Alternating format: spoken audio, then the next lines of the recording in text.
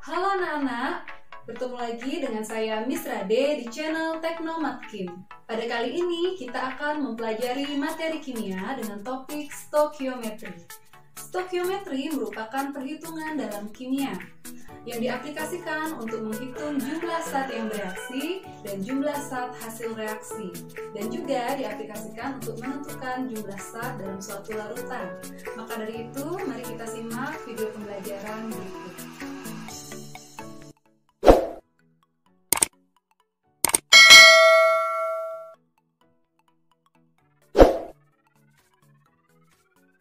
Pada kali ini kita akan membahas subtopik konsep mol, kadar zat, rumus empiris, dan rumus molekul. Konsep mol. Mol merupakan satuan SI yang menyatakan jumlah zat dalam kimia. Dalam kehidupan sehari-hari, biasanya kita mengenal bahwa 1 lusin sama dengan 12 buah. Namun, dalam kimia, 1 mol sama dengan 6,02 kali 10 pangkat 23 partikel. Angka ini, jumlah ini dinyatakan sebagai bilangan Avogadro yang dilambangkan dengan Na atau L. Misal, 1 mol CO2. Jika kita ingin mengetahui berapakah jumlah partikel dari CO2 tersebut, maka kita harus mengalihkan jumlah molnya dengan bilangan Avogadro sehingga diperoleh nilai dari jumlah partikel dari CO2 sama dengan 6,02 kali 10 pangkat 23 molekul. Nah, perlu dipahami bahwa partikel itu dibagi menjadi 3. Dapat berupa molekul, dapat berupa atom, dan dapat berupa jumlah ion. Nah, jika yang ditanyakan jumlah atom C, maka kita harus perhatikan pada rumus kimia dari CO2 tersebut. Di sini CO2 jumlah atomnya adalah 1. Maka ketika ingin mencari jumlah atomnya, kalikan jumlah atom C dikali bilangan Avogadro sehingga diperoleh 1 dikali 6,02 kali 10 pangkat 23 atom C. Jika yang ditanyakan adalah jumlah atom O pada CO2, maka untuk mencari jumlahnya kita harus cek berapa jumlah atom O dalam CO2. Nah, di sini jumlah O dalam CO2 adalah 2. Maka untuk memperoleh jumlah atom O yaitu 2 dikali 6,02 dikali 10 pangkat 23 atom O tersebut. Nah, dari hal tersebut kita bisa rumuskan secara matematis jumlah partikel sama dengan jumlah mol dikali bilangan Avogadro. Atau jika kita ingin memperoleh jumlah mol, maka rumusnya adalah jumlah partikel dibagi bilangan Avogadro. Nah, kemudian hubungan konsep mol dengan massa atom relatif. Massa atom relatif atau AR itu diperoleh dari perbandingan massa atom suatu zat dibandingkan dengan massa atom C12. Kemudian massa molekul relatif atau MR. MR ini diperoleh dari penjumlahan AR penyusun dari suatu molekul tersebut. Kemudian massa molar. Massa molar merupakan massa 1 mol zat yang jumlahnya sebesar AR gram atau MR gram. Sebagai contoh di sini MrC12H22O11 ini merupakan rumus kimia dari sukrosa atau gula. MR-nya adalah 342. Jika ditanyakan massa molarnya, maka 1 mol C12H22O11 adalah 342 gram. Jika diperhatikan hubungan massa dengan mol, jika kita ingin mencari mol, maka memperolehnya adalah dengan cara massa dibagi AR atau MR. Kemudian, sebaliknya jika yang dicari adalah massa, maka rumusnya adalah mol dikali AR atau MR, seperti itu. Hubungan mol dengan volume molar gas. volume 1 mol gas itu bergantung pada keadaan suhu dan tekanannya. Suhu dilambangkan dengan T dan tekanan dilambangkan dengan P. Pada 0 derajat Celcius 1 atm itu disebut dengan keadaan STP. STP singkatan dari Standard Temperature and Pressure. Di sini diperoleh volume molar suatu gas yaitu 22,4 liter per mol. Pada keadaan STP, 1 mol gas O2 itu akan sama dengan 22,4 liter. Jika 0,5 mol gas O2, maka volume gas O2 dalam keadaan STP tersebut harus dikalikan 22,4. Sehingga jika kita perhatikan hubungan volume gas dengan mol, jika kita ingin mencari mol dalam keadaan volume STP, maka rumusnya volume gas dibagi volume molar yaitu 22,4 liter per mol. Jika yang ditanyakan adalah volume gas, maka rumusnya adalah mol dikali volume molar 22,4 liter. Nah, berdasarkan penjelasan tersebut dapat dibuat suatu terminal molnya. Di sini ada hubungan mol dengan massa, hubungan mol dengan jumlah partikel, hubungan mol dengan molaritas, dan hubungan mol dengan volume. Hubungan mol dengan volume itu bisa dalam keadaan STP, yakni suhu 0 derajat Celcius tekanan 1 atm, bisa dalam keadaan RTP jika suhunya 25 derajat Celcius tekanan 1 atm, bisa dalam keadaan suhu dan tekanan yang sama, sehingga rumusnya seperti ini, yaitu N1 per N2 sama dengan V1 per V2. Jika suhu dan tekanannya tertentu, maka rumus yang digunakan adalah P dikali V sama dengan N dikali R dikali T, di mana R merupakan suatu tetapan gas ideal, yaitu 0,082. Nah, perlu diingat bahwa suhu yang digunakan dalam rumus ini harus dalam keadaan Kelvin, tekanan harus dalam keadaan atm, volume dalam satuan liter. Nah, jadi dapat disimpulkan bagan terminal ini bisa dianalogikan. Misalnya kita berpergian. Jika kita ingin berpergian ke Thailand, kita transit ke Singapura terlebih dahulu, baru kita bisa menuju Thailand. Nah, di sini sama halnya jika kita ingin mencari massa suatu zat dan diketahui jumlah partikelnya, maka untuk memperoleh massa tersebut, kita harus mengubah jumlah partikel ini ke dalam bentuk mol. Artinya kita transit dulu ke mol, setelah molnya diperoleh, baru kita bisa memperoleh massanya. Seperti itu analoginya. Jadi kesimpulannya dalam konsep mol ini, dalam stokiometri ini, apapun pertanyaannya, kita ubah ke dalam bentuk mol terlebih dahulu. Berikut contoh soal dari konsep mol. Jumlah partikel ion yang terdapat dalam 25 gram CaCO3 adalah, nah, berarti di soal ini yang diketahui adalah massa CaCO3 karena dalam satuan gram. Kemudian AR penyusun senyawa diketahui. Dan yang ditanyakan adalah jumlah partikel ion. Jadi partikelnya yang diminta adalah dalam bentuk ion. Berarti kita harus mengetahui senyawa CaCO3 ini jumlah ionnya berapa. Kita harus ionisasikan dan menghitung jumlah ion positif dan ion negatifnya. Nah, untuk memperoleh jumlah partikel, kita harus ingat rumus hubungan mol dengan jumlah partikel, yaitu jumlah partikel sama dengan jumlah mol dikali bilangan Avogadro. Nah, dari rumus ini diperlukan mol, tapi mol belum ada di soal. Berarti massa CaCO3 yang 25 gram ini kita harus ubah ke dalam bentuk mol dengan rumus hubungan mol dengan massa atau hubungan mol dengan AR atau MR, di mana rumus mol adalah sama dengan massa unsur atau massa senyawa dibagi AR atau MR.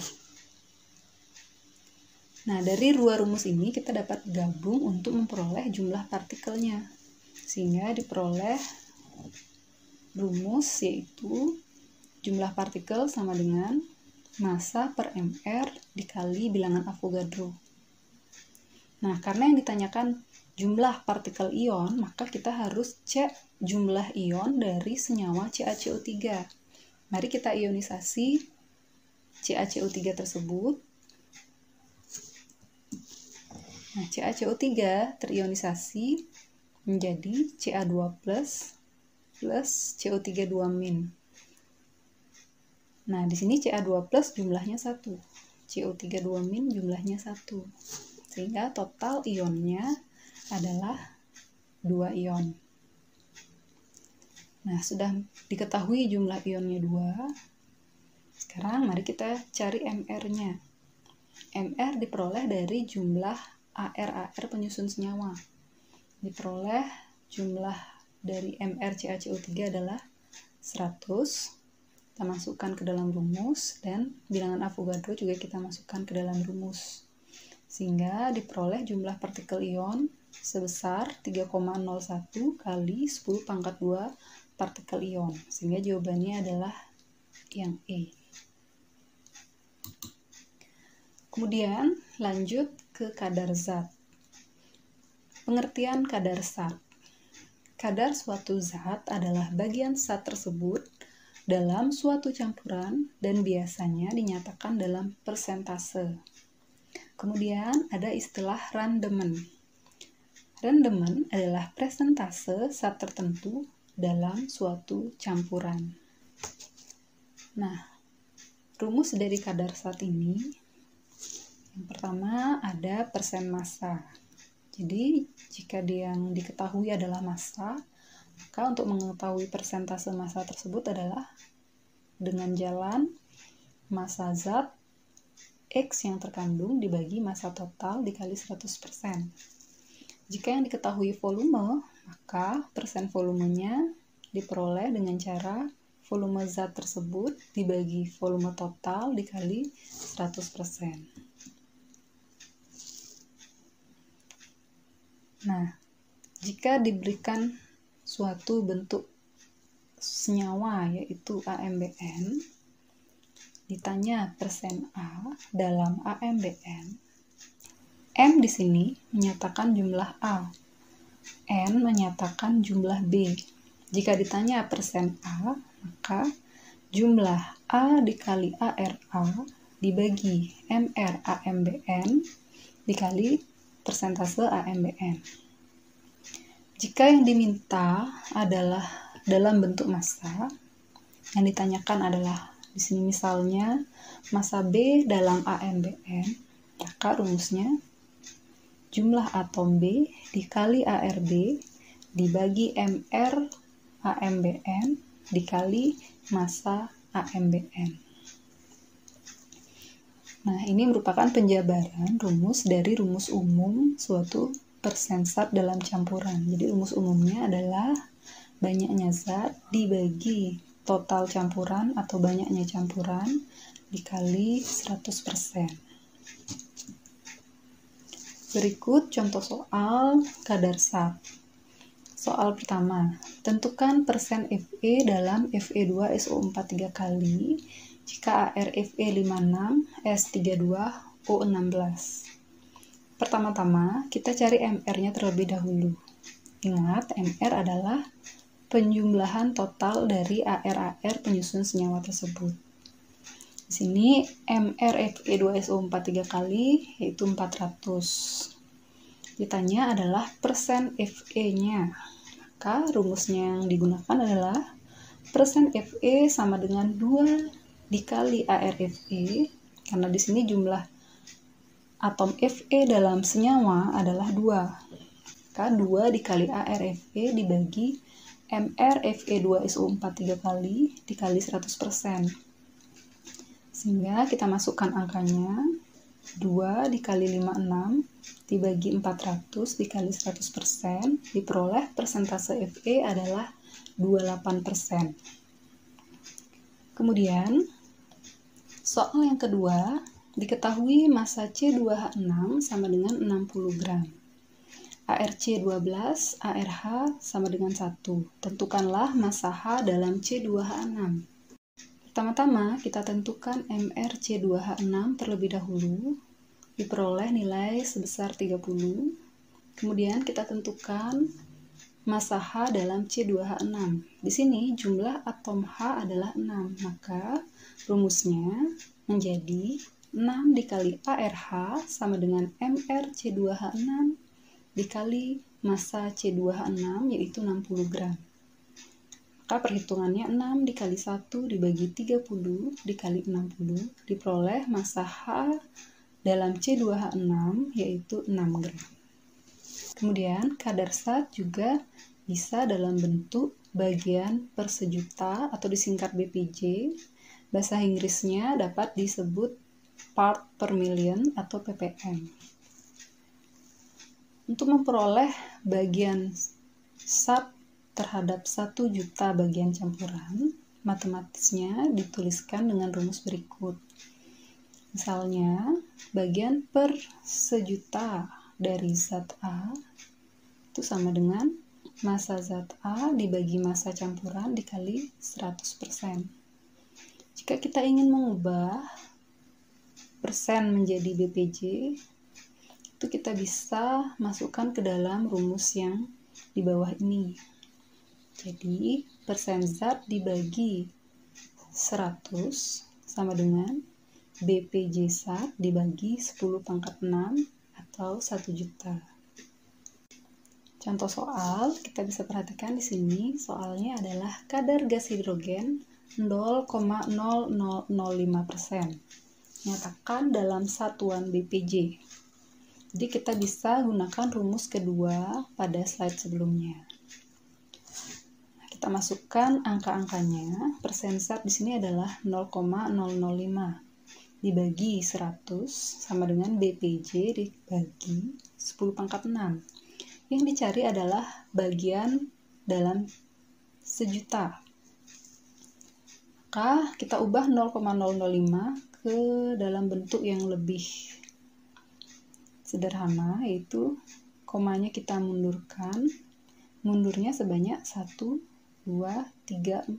Maka hasilnya adalah 5 kali 10 pangkat min 4.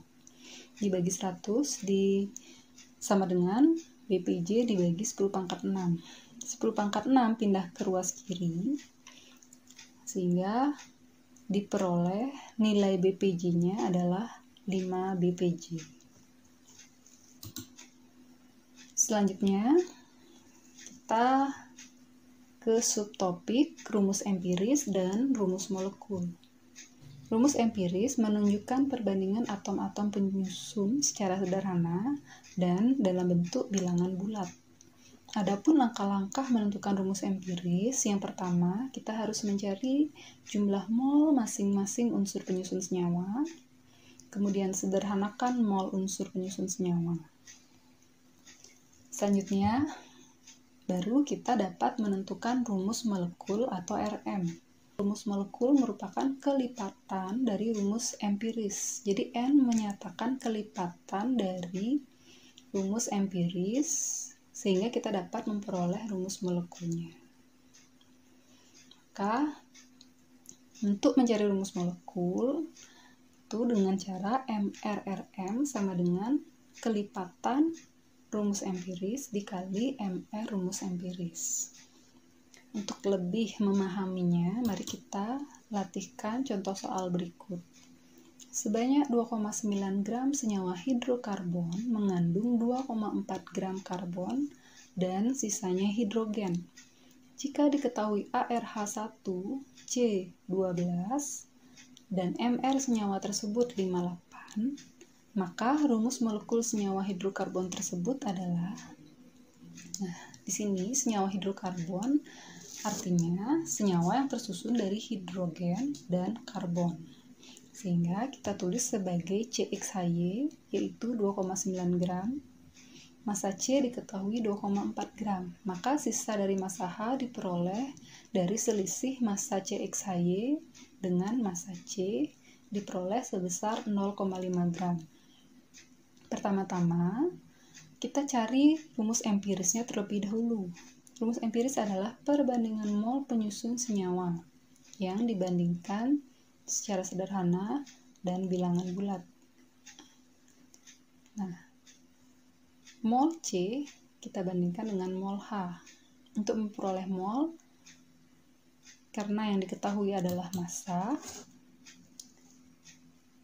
maka rumusnya adalah massa C dibagi ARC untuk memperoleh mol C. Untuk memperoleh mol H, rumusnya adalah massa H dibagi ARH. Sehingga diperoleh hasil akhir perbandingan rumus empirisnya 2:5. Maka rumus empirisnya kita tulis C2H5. Selanjutnya, rumus molekul dapat dicari. Carilah dulu MR dari rumus empiris. Dari perhitungan diperoleh nilainya 29. Kemudian kita dapat menentukan rumus molekulnya atau RM dengan perhitungan matematis MRRM sama dengan kelipatan empiris dikali MRRE. Dimasukkan angka MRRM 58, MRRE 29, yang kita cari adalah N. Sehingga kelipatan rumus empirisnya adalah 2. Maka C2H5 kita kalikan 2 masing-masing unsur-unsurnya. Sehingga diperoleh rumus molekul senyawa hidrokarbon tersebut adalah C4H10. Maka jawabannya adalah E.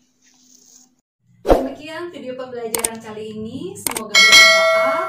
Jangan lupa support terus channel ini dengan cara like, komen, dan subscribe.